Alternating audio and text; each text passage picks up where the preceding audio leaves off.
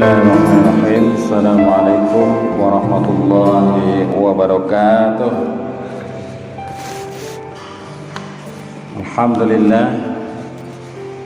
Alhamdulillahilladzi arsala rasulahu bil huda wa dinil haqqi yudhhirahu 'ala dini kullihi wa kafa billahi shahida.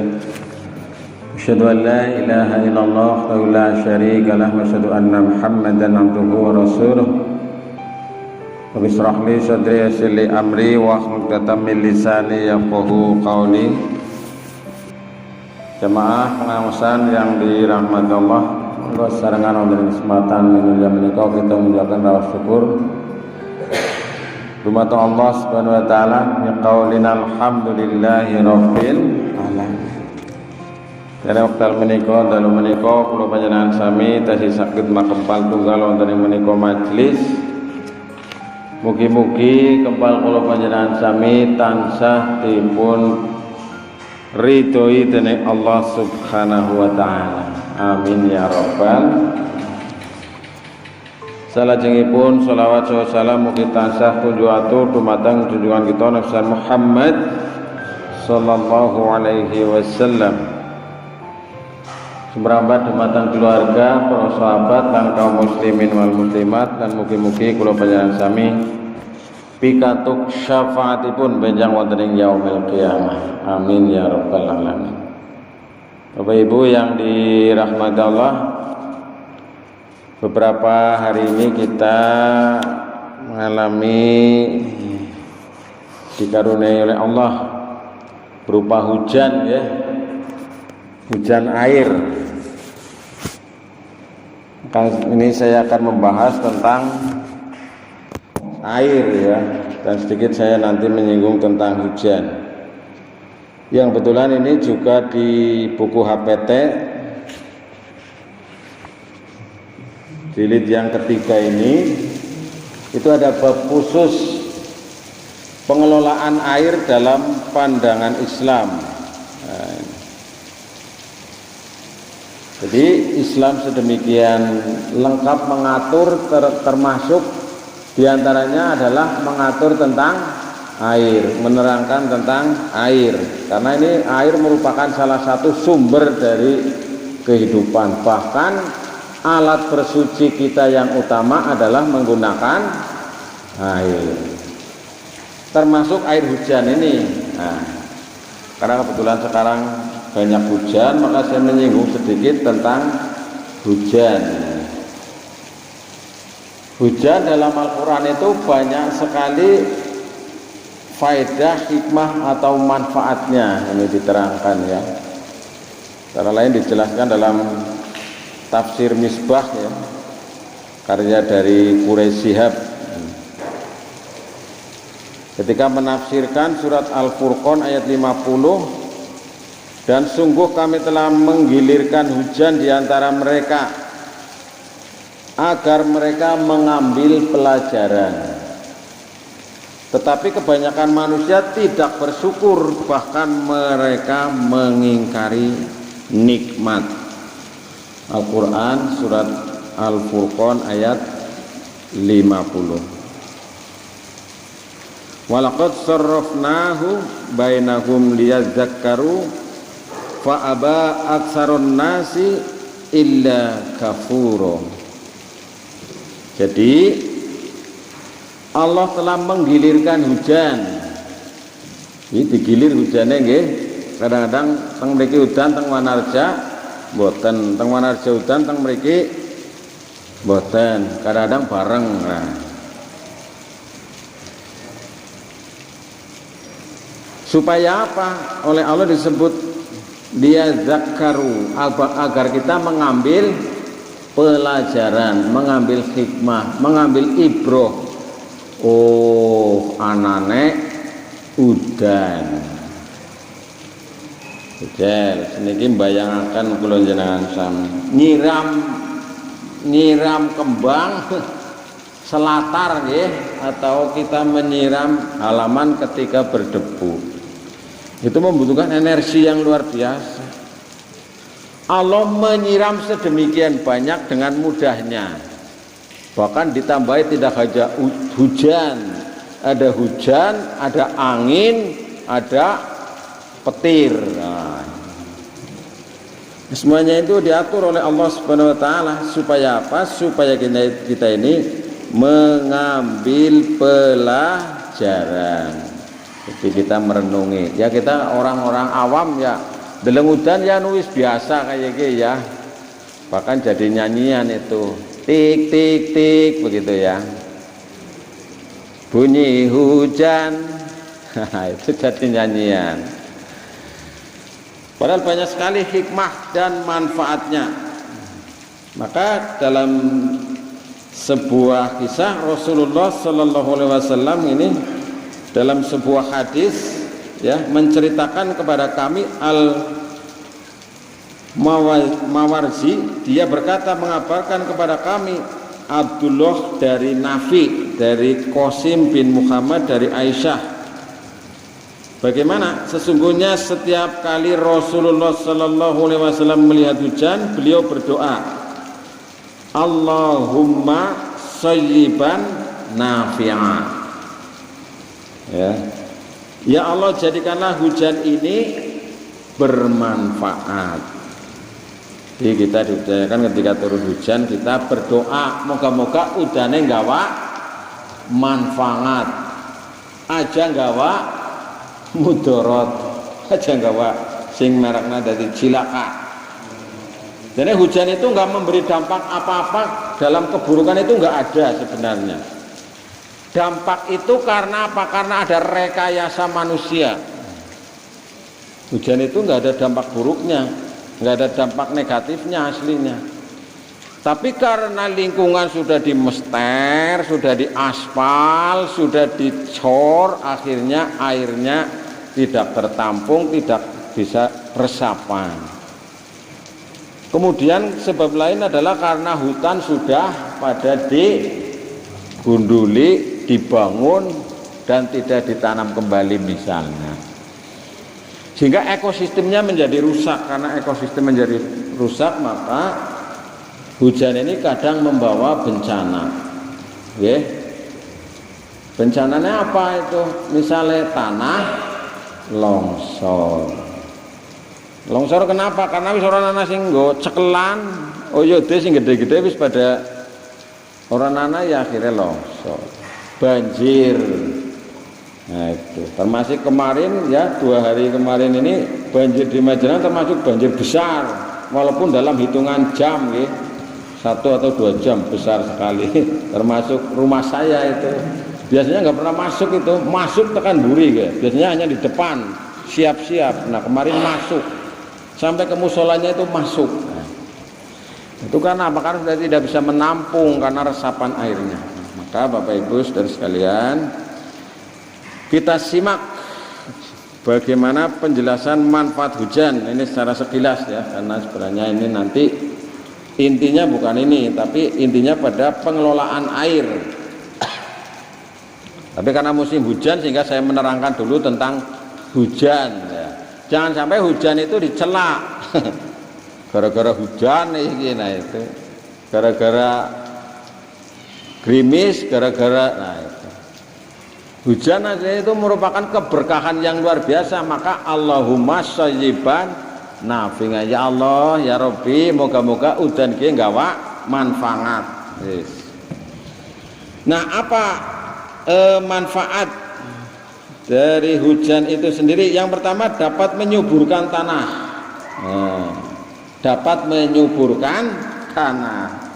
Jadi lemah-lemah sing garing, lemah sing tandus, lemah sing atos nek kesiram udan jadi lemu. Jadi kepenak ditanduri, kepenak dipaculi, kepenak di mes dan seterusnya.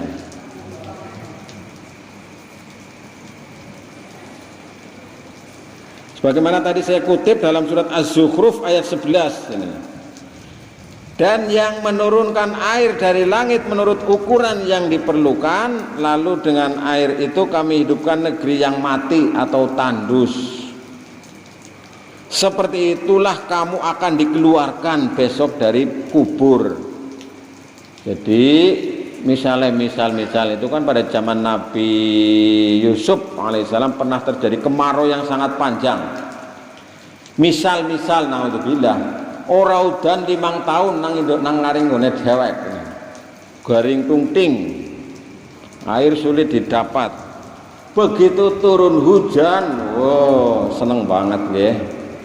5 tahun ora udan. Ki nembe anak udan, nah, ini seneng sekali. Terus bagaimana?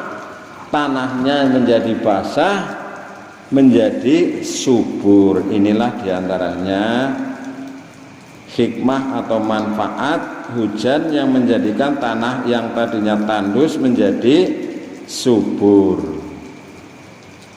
Dan ini menjadi peringatan. Nanti kita di yaumul mahsyar, yaumul ba'as, nanti kita seperti itu.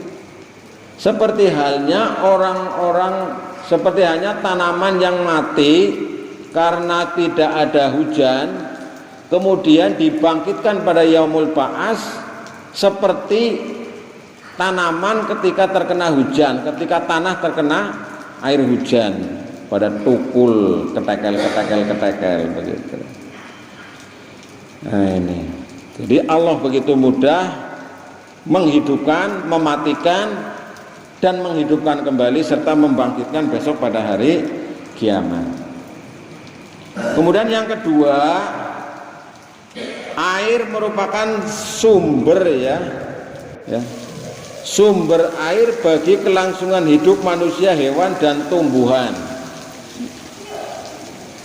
Coba bayangkan kalau kita ini lingkungan kita nggak ada air, langka banyu, langka banyu. Arep adus ora bisa. Bahkan kita mau minum misalnya sulit mencari air. Dulu pernah ini terjadi di Afrika ya. Dulu tahun berapa itu? 80-an sampai ya. Kekeringan melanda luar biasa. Orang menahan lapar kuat ya, tapi kalau menahan haus, nah ini lebih berat. Nah, pada saat hujan turun, air yang dihasilkan adalah air tawar, bukan air asin ya. Air jenis ini sangat dibutuhkan makhluk hidup di bumi seperti manusia, hewan atau binatang, dan tumbuhan. Nah, air tawar ini juga untuk mengaliri tanaman yang menjadi sumber makanan hewan dan manusia. Jadi ini manfaatnya luar biasa, air yaitu untuk kelangsungan hidup. Kalau jenengan sampeyan nanggon banyu sehingga tidak merasakan betapa pentingnya air. Anu nanggon banyu nganti turah-turah hak nggih. Wudu nggih banyune banter banget nggih. Nah niki kita maka Allah menyampaikan agar dengan air itu kami menghidupkan negeri yang mati atau tandus, dan kami memberi minum sebagian apa yang telah kami ciptakan, yaitu berupa hewan-hewan ternak dan manusia. Jadi air ini untuk melangsungkan kehidupan manusia, hewan, dan tumbuhan.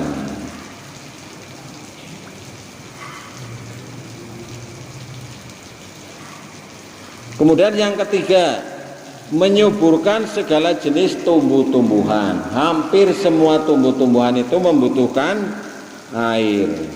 Bagi mereka yang bekerja di bidang pertanian dan perkebunan, hujan merupakan salah satu kontribusi bagi keberhasilan panen yang baik. Rata-rata hampir semua tanaman, tumbuhan membutuhkan air. Ya, apalagi air hujan. Hingga mereka sangat berharap akan mendapatkan panen yang diharapkan. Maka dalam Al-Quran surat Qaf ayat 9 Allah menyampaikan, dan dari langit kami turunkan air yang memberi berkah, lalu kami tumbuhkan dengan air itu pepohonan yang rindang dan biji-bijian yang dipanen. Ini luar biasa Bapak Ibu saudara sekalian. Ternyata air itu sangat besar manfaatnya. Wit-witan sing maune alum arep mati dadi lemu maning, dadi subur maning. Ibu-ibu sing nang pot ora kok bernyiram kena udan, wite kembange dadi lemu maning. Tapi nek banyune kakean pote kendang maring kalen. Ayo wingi kula niku. Diusungi pote sing nang ngarepan niku bocah-bocah pirang-pirang. Rame niku. Nah, ini banyak sekali ayatnya ini menerangkan tentang air hujan. Kemudian yang keempat Bapak Ibu, ini yang manfaat air hujan yang keempat atau hikmahnya atau pelajarannya merupakan salah satu fenomena alam yang mendatangkan rizki. Bisa jadi turunnya hujan akan mendatangkan rizki kepada kita. Salah satunya adalah berupa berlimpahnya panen. Asal udane standar nggih. udane oke banget sih. Karena tadi itu karena sudah terjadi rekayasa oleh manusia tidak menjaga keseimbangan alam, banjir. Jadi wit pari kayak wingi cerita, wit pari nembe diarit urung dikepiok, urung di gawa balik tenang udan, banjir, nah, kendang. Nah kasih nang wit esi nempel esi kuat malah nih kok nggih, esi kuat. Walaupun ada banjir masih bisa bertahan dan wis ngletak. kegawa banyu digoleti. Goleti wis mambrah-mambrah angel. Nah inilah diantaranya. Jadi manfaat hujan ini terangkan antaranya dalam surat Al-Baqarah ayat 22 ini yang sering kita baca ini. Dialah yang menjadikan bumi sebagai hamparan bagimu dan langit sebagai atap. Dan dialah yang menurunkan air hujan dari langit, lalu dia hasilkan dengan hujan itu buah-buahan sebagai rizki untukmu. Karena itu janganlah kamu mengadakan tandingan-tandingan bagi Allah padahal kamu mengetahui.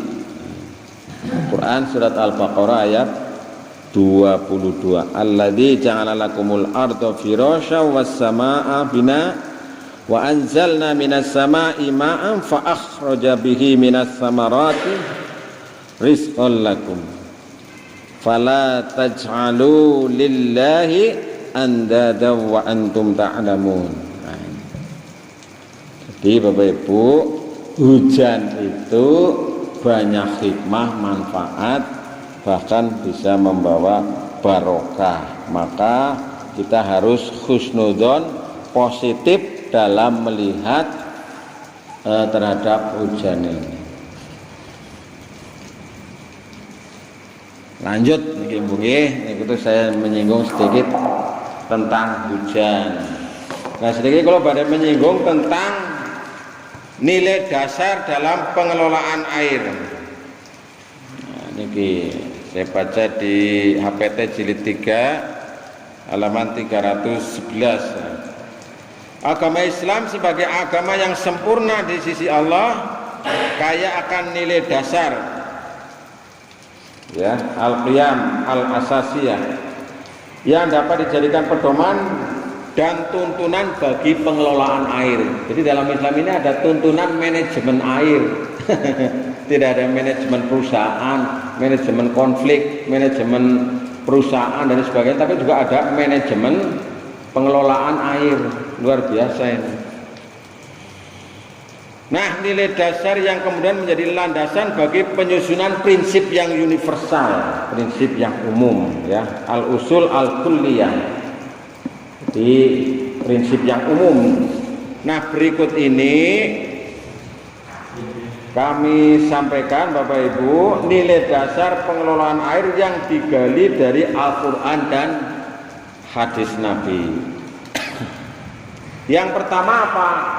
Air itu adalah Ada nilai dasar dalam pengelolaan air adalah nilai dasar berdasarkan tauhid. Ya, apa hubungannya ini banyu karo tauhid?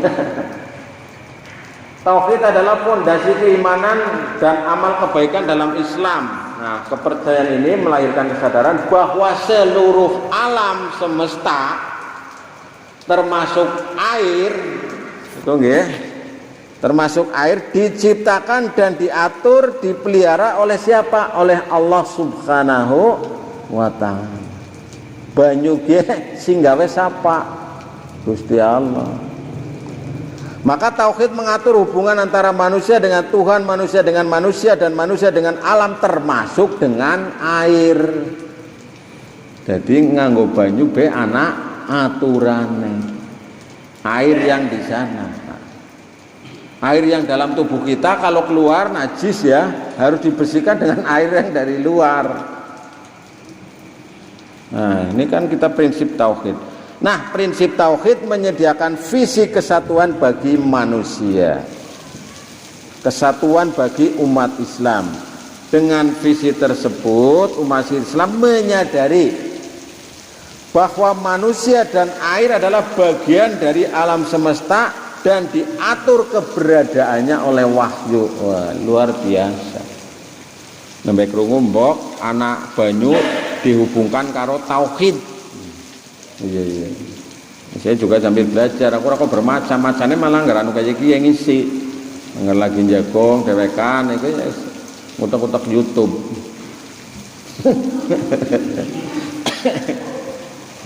Iya. Nanti saya juga unggah ke YouTube ini nanti, cuma nggak ada gambarnya saya, cuma suaranya saja nanti.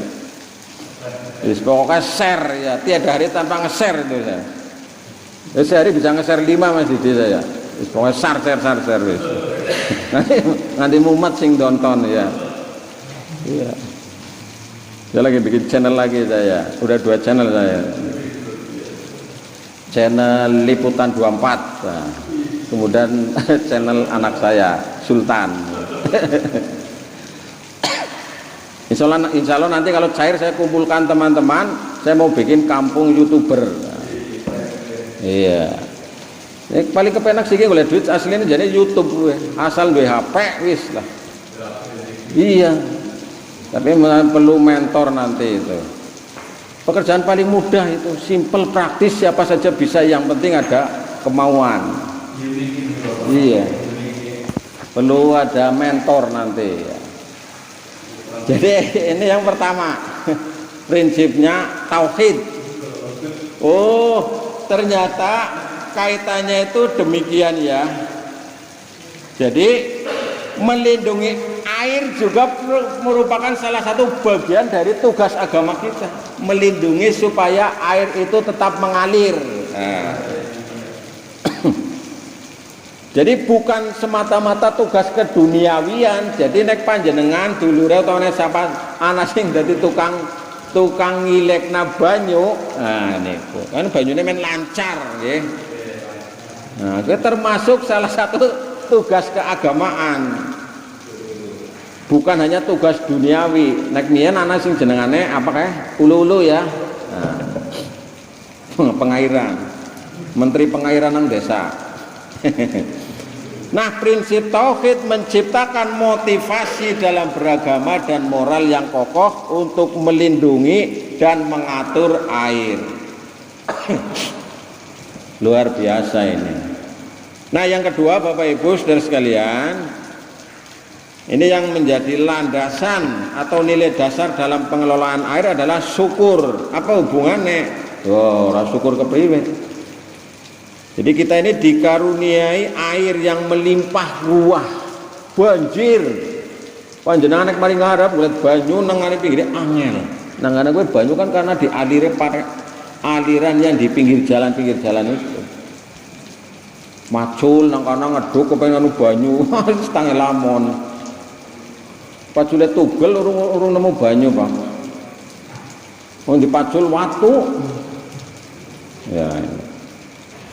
Tapi di negeri Arab itu melimpah air karena apa? Karena itu adalah dengan teknologi.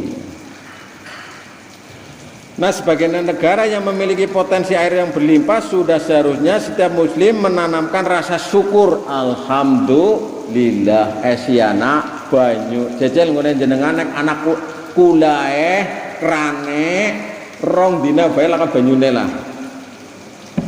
Yang apalah rasane betapa pentingnya air itu, sehingga kita harus bersyukur. Dan hakikat syukur adalah kesadaran mendalam akan kasih sayang Allah kepada makhluknya. Kesadaran tersebut ditunjukkan dengan cara menggunakan karunia Allah berupa air pada tempat yang sesuai dengan kehendak pemberinya. Maka dengan bersyukur ini seorang muslim akan ridho dan puas atas nikmat air yang diperolehnya, dan tetap mempertahankan nikmat yang sudah ia rasakan, serta selalu berusaha untuk meningkatkan guna mendapatkan nikmat yang lebih baik. Wa ta'adzana rabbukum la in syakartum la azidannakum wa la in kafartum inna azabi lasyadid. Itu sapal kabeh kita lagi. Ya. Dipotohil.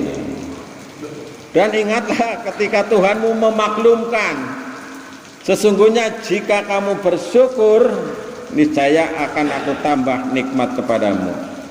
Tetapi jika kamu mengingkari, maka pasti azabku sangatlah pedih.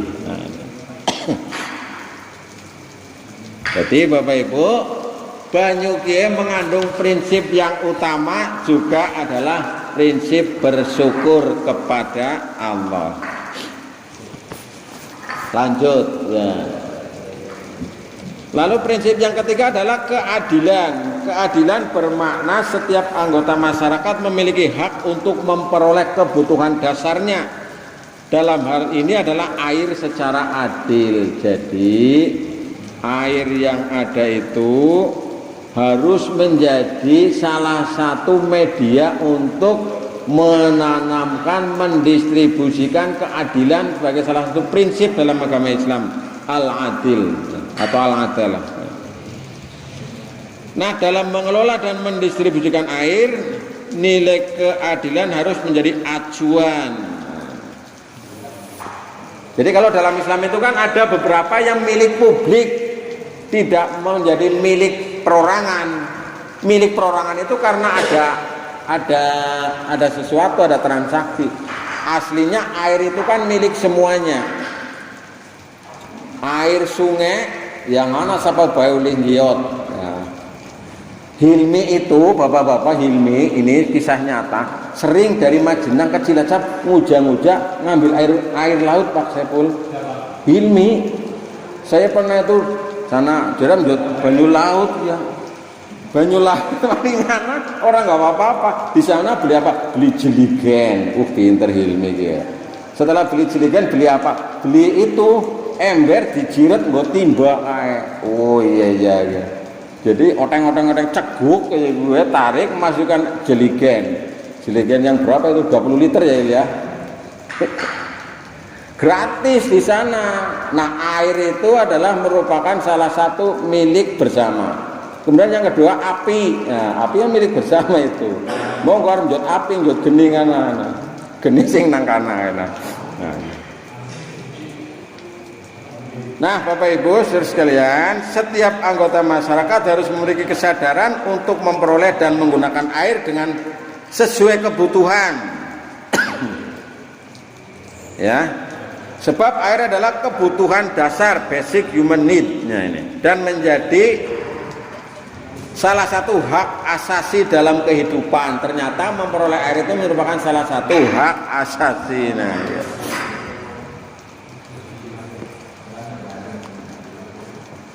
Nah, ini yang ketiga. Yang keempat, moderasi dan keseimbangan.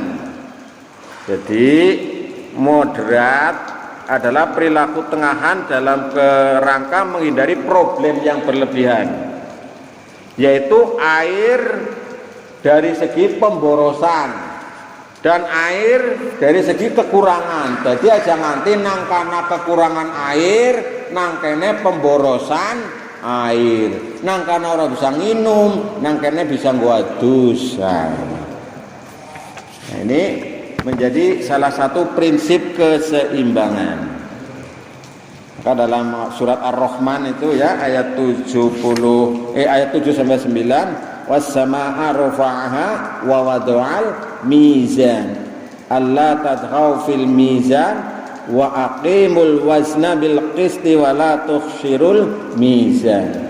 Dan langit telah ditinggikan dan Dia ciptakan keseimbangan agar kamu jangan merusak keseimbangan itu. Jadi air ini salah satu untuk menjaga keseimbangan. Dan tegakkanlah keseimbangan itu dengan adil dan janganlah kamu mengurangi keseimbangan itu. Barang nek seimbang kan enak itu kalau seimbang, ya. Jenengan numpak motor seimbang kanan kirine penak, tapi nek ora seimbang ya miring-miring, ya. Kayak Bung Sono nggawa pit jobonge mukur siji, ya miring-miring ya. Tapi nek jobonge loro malah enteng. Prinsip keseimbangan. Ya, jejel misalnya siki as kayak as roda orang nang tengah, gejluk kayak niku. Jadi keseimbangan itu akan memberikan kehidupan yang nyaman. Kemudian yang kelima, prinsip dasarnya adalah meninggalkan yang tidak bermanfaat atau efisiensi. Jadi dalam pengelolaan air ini hendaknya meninggalkan yang tidak bermanfaat. Dengan kata lain, menggunakan air hanya dilakukan sesuai dengan keperluan dan tidak melebihkan. Bahkan dalam berwudu kita tidak boleh berlebih-lebihan. Tekan sikut ya sikut tok, ora usah ndok tekan kelek, tekan dhuwur, tekan ngapa ora usah. Ya, kecuali ada sesuatu dikira. Sikil tekan entonto, ya wis tekan entonto bae ora usah dhuwur-dhuwur, cincin-cincin tekan naring dengkul, tekan naring tekan naring kuku. Sewajarnya saja. Dan wudu itu sebenarnya itu satu gelas itu cukup kalau untuk berwudu. Kalau yang untuk menyiram yang prinsip-prinsip saja itu, karena kita ini nggak mengenal air mustakmal, itu kita nggak kenal air yang nyiprat bali maning gue. Kalau menurut kita itu tidak najis. Nah Bapak Ibu saudara sekalian, ini meninggalkan yang tidak bermanfaat. Maka kita hendaknya meningkatkan apa yang disebut dengan prinsip yang keenam, yaitu kepedulian. Peduli. Nah, peduli. Karena juga kita peduli dengan lazismu, peduli dengan donasi kemanusiaan, peduli dengan sedekah bergerak, peduli dengan gerakan bersedekah. Nah, ini kita peduli. Nah, penggunaan air ini hendaknya diikuti dengan sifat kepedulian. Jadi kula njenengan sampe lagi diwehi banyu sor-soran, sesor-soresor. Nah, kok nek wis ora ana banyu nembe kerasa betapa pentingnya air itu. Nah, agama Islam mendorong agar manusia memiliki sifat peduli dalam dirinya. Nah, antara lain, satu, peduli terhadap orang lain. Nah, ini peduli kepada orang lain. Maka Rasulullah menganjurkan supaya kita ini berderma dengan air, sedekah banyu. Nggih. Nek dulure tanggane ora ndek banyu, jujuki banyu kaya ngapa senenge nggih. Umahe lagi sat, ora ndek sumur, ora ana pame. Ya. Bila kuwi mati salurane. Nah. Sedekah banyu, oke nang nggonku kae banyune simili. Jenengan anak selang apa ora? Ya wis seneng banget. Setetes air begitu berharganya. Maka dulu ada kisah ini, walau a'lam ya. Ada anjing yang kelaparan, kemudian ada wanita nakal, dia membawa minum di tengah terik matahari, di tengah gurun, kemudian diberi minum itu binatang itu. Dia mendapatkan anugerah yang luar biasa itu. Nah, ini kita dianjurkan. Ini saya bacakan sekilas-sekilas saja, mudah-mudahan nanti bermanfaat. Jadi kita dengan air ini bisa meningkatkan kepedulian terhadap orang lain. Karena air adalah karunia Allah yang menjadi kebutuhan semua orang, maka agama Islam mengajarkan bahwa orang yang memiliki sumber daya air juga harus turut memikirkan kebutuhan orang lain, terutama mereka yang tidak memiliki. Iya banyu jajal kayak apa? Darul Ngulum nek laka banyune. Melas ora elok nggih, ngono-ngono prak-prakan nang Al-Kausar nang aring kene nang kono. Dondon apa? Dondon adus. Para kula jenengan sami banyune milih ora sat. Nah, maka ini perlu dialirkan. Termasuk kemarin ini ada masalah udah selesai apa belum itu Pak saya? Dialirkan dari Baitul Haq ke Darul Ulum jajal. Jenengan kok anu gari nyiduk. Otang-otang ceguk nang aring sandinge, gari ceklek kaya niku. Lah iki kanggo apa kae sabdak ngono kae. 500 meter. Luar biasa Bapak. Jenengan lah gari gacrok macul setitik wis metu cacinge karo metu banyune wis. Luar biasa. Nah ini kita meningkatkan kepedulian. Maka Rasulullah mengecam perilaku monopoli air atau perilaku yang tidak mengindahkan kesusahan orang lain dalam menggunakan air. Jadi air itu tidak boleh dimonopoli aslinya. Ya, walaupun sekarang banyak monopoli. Ya, contohnya apa? Ya itu air-air yang kita minum. Nah, Bapak Ibu saudara sekalian, ini yang pertama peduli kepada orang lain. Kemudian yang kedua, peduli terhadap kelanjutan dan kualitas sumber daya air.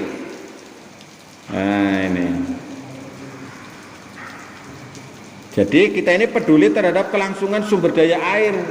Kalau ada sumber air, jangan dirusak, jangan dimatikan, jangan dibunuh, tapi dijaga, dipelihara. Mian anak istilah apakah tuk resapan-resapan air juga hendaknya dijaga. Maka dalam Al-Quran Allah mengingatkan agar keterbatasan sumber daya air dan potensi menghilangkannya ketersediaan air. Jadi Allah mengingatkan dalam Al-Quran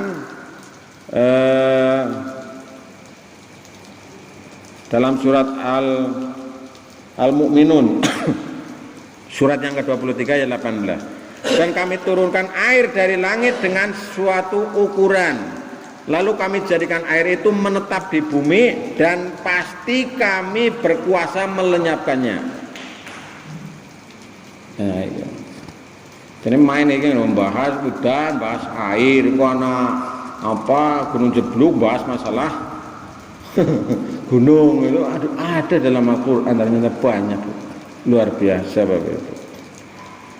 Nah, dalam Al-Quran tadi dalam surat Al-Mu'minun ada istilah adalah biqadr, dengan ukuran, dengan takaran. Nah, pada ayat ini maknanya adalah air diturunkan oleh Allah dengan kuantitas yang sesuai dengan takarannya. Nah, dalam konteks ini suatu wilayah mendapatkan volume air dari Allah. Volume air hujan tertentu dapat berbeda dengan tempat lain. Jadi Gusti Allah wis maha tahu. Oh, kena jenang semene bae udane ke wis mandek. Oh, terus iki ya. Ya sing misalnya udan nang Mejenang terus 10 hari 10 malam kayak apa nang Mejenang tok. Yang apa ya, 10 dina 10 wengi udan terus gitu. Ini anak udan, engkau nyiliki, gedene terang kayak niku nggih. Nah awal-awal udan ono jeger ya niku. Masya Allah, luar biasa Gusti Allah. Nah Allah menurunkan hujan sesuai dengan kebutuhan masing-masing wilayah. Hujan diturunkan di wilayah dengan tanah yang tebal dengan volume lebih banyak daripada yang diturunkan di gurun. Nang gurun begitu hujan ces ora keton banyune wis. Ya. Dan sungguh ini adalah sebuah keadilan dari Allah Subhanahu wa taala. Nah, ini jadi peduli terhadap kelangsungan. Apa yang menyebabkan hujan itu keberlangsungannya terjaga, nah itu kita wajib untuk memeliharanya. Kemudian yang berikutnya, ini peduli yang ketiga adalah peduli terhadap ekosistem. Ekosistem sedikit tulian umpun pada rusak, oke? Nah, pakai tikus mien dipangani nangaring ula. Wong ulane wis pada digolet, wis pada didemeki, pada didol, wis langka ula, akhirnya tikus akeh. Akhirnya saya embarrassing, siapa sing bisa uli tikus siji diregani 1000 misalnya. Wis langka sing demeki tikus ya, nyana ula. Nah ini. Jadi sebenarnya kerusakan di muka bumi ini bukan karena alam semesta, tapi adalah karena manusia. Jadi kadang-kadang ilmuwan itu kan harusnya netral. Ilmuwan harusnya itu adalah untuk mengeksplorasi untuk kemakmuran bumi. Tapi ilmuwan siki akeh-akeh pada urusannya karo tombong minyak, tombong emas, tombong uranium, tombong apa, wis pokoknya sing penting cair. Nah, itu kan harusnya sudah mempertimbangkan ekosistemnya, maka terjadi pemanasan global, kerusakan hutan, kerusakan laut, terumbu karang dan seterusnya. Karena apa? Ilmuwannya wis pada digeser maling aspek ekonomi dan politik. Nah, jadi peduli terhadap ekosistem berupa flora dan fauna. Nah, mien anak dunia flora dan fauna ya, binatang dan tumbuhan. Kemudian yang keempat adalah kepedulian dalam mengkaji air. Jadi air yang diciptakan Allah dapat memberikan kemanfaatan yang lebih tinggi bagi seluruh makhluk secara berkelanjutan jika manusia memahami karakteristik dan perilaku air atau sunnatullah dengan benar. Kula jenengan sampe si banjir banyu teng mriki, Pak. Tapi nek ora bisa ngrumat kelangsungane anak putune kula jenengan sami 100 tahun yang akan datang, nggih. Orang ngerti ngesuk. Nah, maka harus dijaga kelestariannya. Ini maka perlu ada kritik-kritik sosial terhadap kebijakan, misalnya ya tentang drainase bagusnya bagaimana, pengecoran harusnya bagaimana. Itu kan harus sesuai dengan tinjauan-tinjauan yang menyeluruh gitu ya. Sehingga ngara gampangnya ya dalan men ora cepat rusak dicor ya. Nah, ini dampaknya perlu dikaji ini.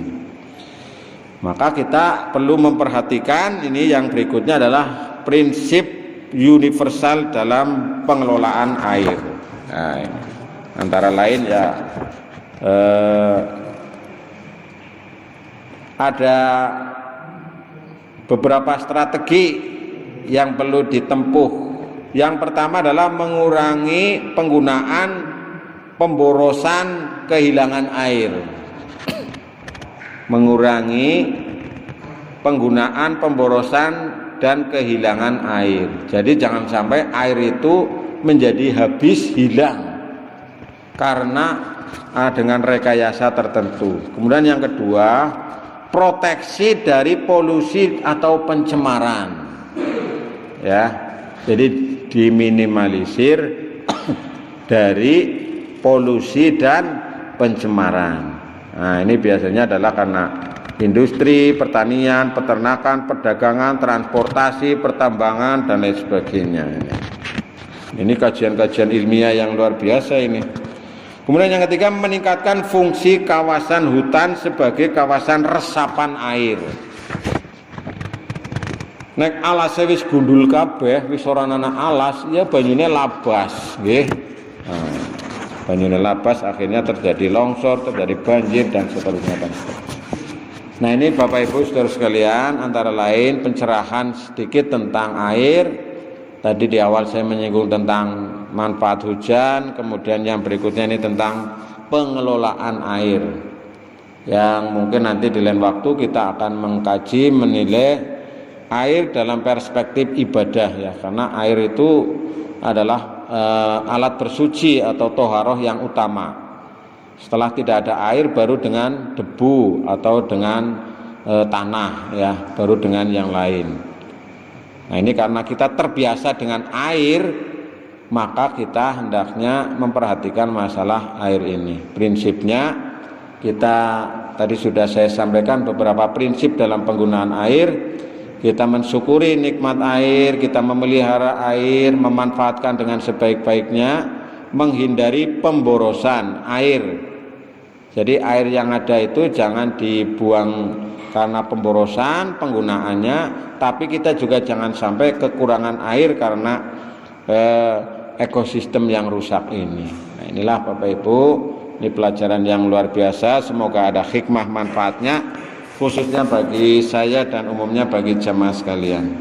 Pun niki jam 09.00 titi mangsane ganti acara, monggo dilanjut anggenipun medang. Monggo sawetawis kita pungkasi, kita tutup kanthi wawasan hamdalah sareng-sareng. Alhamdulillahirabbil alamin, billahi taufiq wal hidayah. Assalamualaikum warahmatullahi wabarakatuh.